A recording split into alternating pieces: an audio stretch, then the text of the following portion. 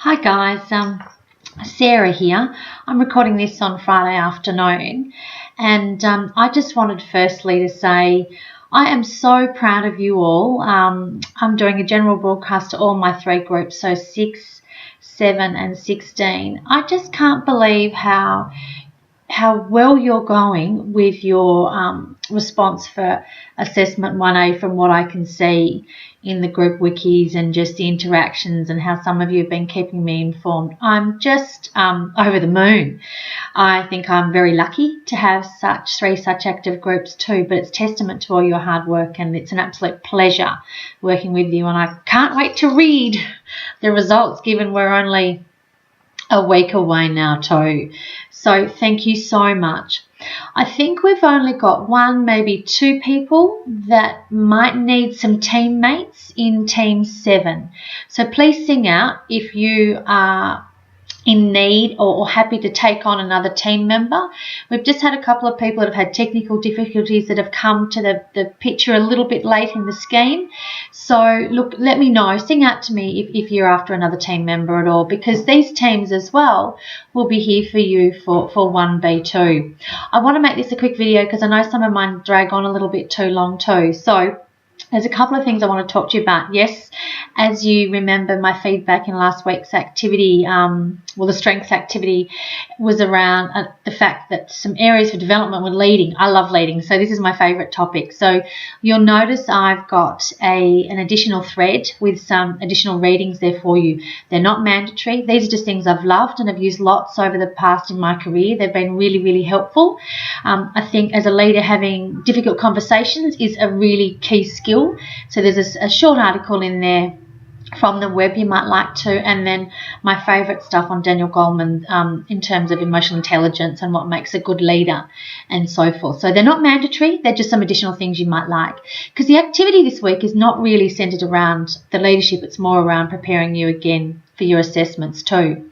So do have a really good look at the learning materials, because there's some really great interactive videos and some really good resources on leadership. So by now you will have worked that often the learning materials are more related to the concepts, and then some of the activities are around supporting you for the assessments too, and hence that's the reason why I like to do these videos or podcasts or use that with this weekly tips thread to tie it together for you too. A couple of key things that I'd love you to think about as well is, were you aware that there is a Blackboard app you can get on your phone? It's called iLearn, and you can download it from the Apple Store or the Google Play or any of those other stores where you can download apps, and it's great. It means you can be remotely checking in if need be, looking at posts and so forth. It is tricky when you're sort of replying to posts on there, but it works really well. And if anything, if you're remote or you're away, it's just a good way to check back in, and it works really well. I use it for my Swinburne stuff, but also I'm doing postgrad with Charles Sturt, so I can access it there too. So have a look at that. It's called the Blackboard iLearn app. And if anyone's used it, maybe post some feedback here in this post for us too, as to how you found it. A lot of people are starting to think about the exam and taking notes and things like that. So there is a practice exam for you in your assessments tab under assessment 4 under exam. You'll see a practice exam and some proposed questions. Have a look at that, and that'll give you some ideas about what the exam may look like. At this point, I don't know what it looks like, but we will have a collaboration session for that closer to the time. I think we've got the collaborative session, I'm just looking at my schedule, in week 9 anyway, after we come back from the break. So that'll really help you there. You can also search for previous exams in the Swinburne Library. When you go into the Swinburne Library, on the front page there's a little thing that says past exams, and all you need to do is put put the code in MGT 1001 in there and see what comes up. Yes, this is a unit and it's been rewritten, but it's still around those 4 functions of management of POLC, so it is relevant and they will be useful for you. On that topic of exams, I've posted a really good tip in the hints, tips and FAQs forum on note-taking. There's a really good method I use called the Cornell note-taking method. Have a look at that. There's an interactive video. I just find, for me, with so much reading that we do, you think, where did I read that? Where did it come from? It's a really great system that just has a margin down one side, and you synthesize some notes on the left-hand side.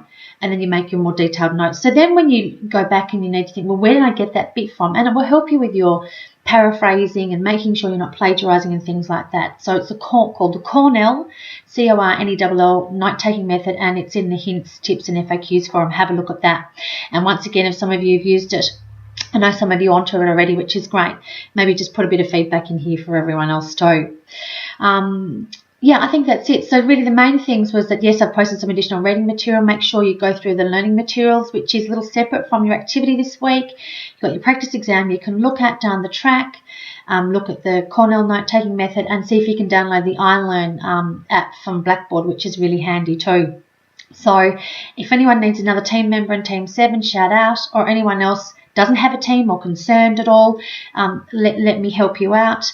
Once again, I am so proud of you. I'm blessed to have you guys in my group, and I can't wait to read all of your responses. And any further questions, just put them in the Assessment 1 forum and I'll get back to them as soon as possible. I do subscribe to that forum, so I get a notification when you put it in there and I'll try and be as quick as I can. All right, guys, thank you. Can't believe it's week 5 we're moving into. So in 2 weeks, well, you'll hand your assessment in Monday week, and then that's week 6, and we'll have the collaborate session for 1B, and then it's consolidation week. Then you've got 2 weeks off for Chrissy, and then we're back on the 4th, and then 1B is due in that 2nd week. So we've only got 2 more weeks together, and then we've got a 3-week break. So it's rattling along. I can't believe it. It's quite scary. But all good. So congratulations, guys, and I look forward to reading your responses. And there'll be a 2-week turnaround time for marking, so you'll receive those. They'll be released after the 2-week period. I'll let you know when that is. Okay, guys. Thanks a lot. Bye.